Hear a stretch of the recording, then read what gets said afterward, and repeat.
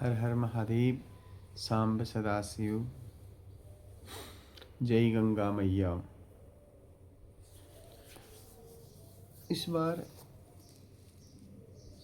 पवित्र मास जो आ रहा है, ज्येष्ठ महीने का 17 तारीख से लगने वाला अधिमास जिसे कह सकते हैं, पुरुषोत्तम मास जिसे कहते हैं। इस वर्ष पुरुषोत्तम मास में गंगा दशहरा का होना बहुत सारे लोगों को एक शक के दायरे में खड़ा कर देता है। बहुत सारे लोग कह रहे हैं कि श्राद्ध इत्यादि तिथि में कोई भी चीज़ उस तिथि में नहीं हो सकता, तो गंगा दशहरा इस बीच में 25 मई को कैसे गंगा दशहरा मनाएं। तो शास्त्रों के अनुसार ही हम बात करेंगे। जो शास्त्र में लिख रखा है, जो शास्त्र के नियमित है, उसमें यह है कि गंगा दशहरा पर्व ज्येष्ठ मास के शुक्ल पक्ष के 10वें दिन को मनाया जाता है। इस वर्ष के निर्धारण में 10 योगों का जो संयोग बनता है उसको महत्व दिया जाता है।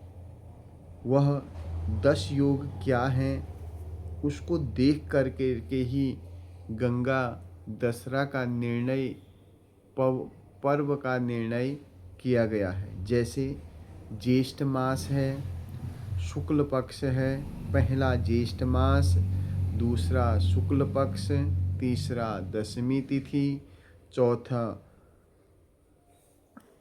चौथा बुधवार और पांचवा हस्त नक्षत्र, छठा व्यतिपात योग, सातवां गर करण, आठवां आनंद योग, जो करण है उसका नाम गर है, और आनंद योग वृष राशि में सूर्य, और 10वां जो है वो कन्या राशिगत चंद्रमा है।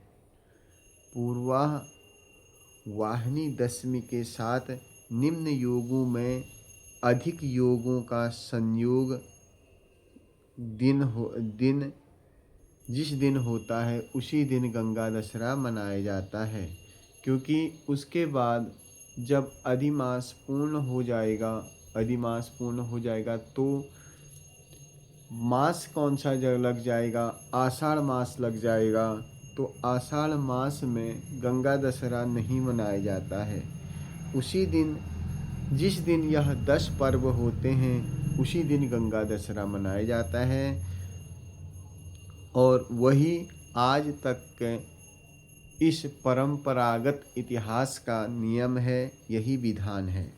इस वर्ष 2083 संवत में ज्येष्ठ अधिमास होने के बाद भी शास्त्रकारों ने, ज्योतिषकारों ने और विद्वानों ने और वेदांती पाठकों ने यह निर्णय निकाला है कि गंगा दशहरा का जो पर्व है अधिक मास में ही मनाया जाएगा, और यह मानना भी चाहिए।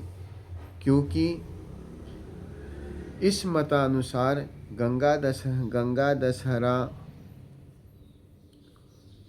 ज्येष्ठ शुक्ल 10वीं 25 मई 2026 में यह वर्ष मानना सर्वसम्मत है। सभी विद्वान और जो जिस वर्ग के हैं उन सभी लोगों ने इसको पूर्ण रूप से मनाया गया है।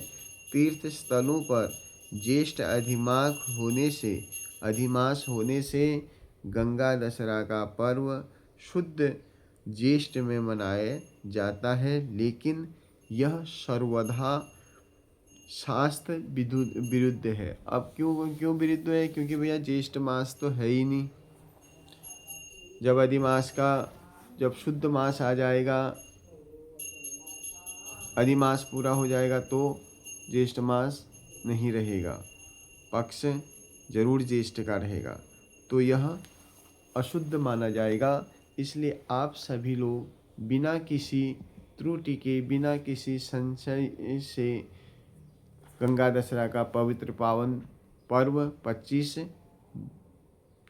मई को ही मनाएं, जिससे कि भगवान गंगा स्नान करें। गंगा जी को जल इत्यादि 10 दान करने का विधान है। आप गंगा जी में जाएं और नहाएं, अपने समस्त पापों से मुक्ति के प्रायश्चित के लिए गंगा मैया से बार बार प्रार्थना करें। आपके लिए यह गंगा दशहरा अति पवित्र और शुभ हो, सभी का कल्याण हो। हर हर महादेव।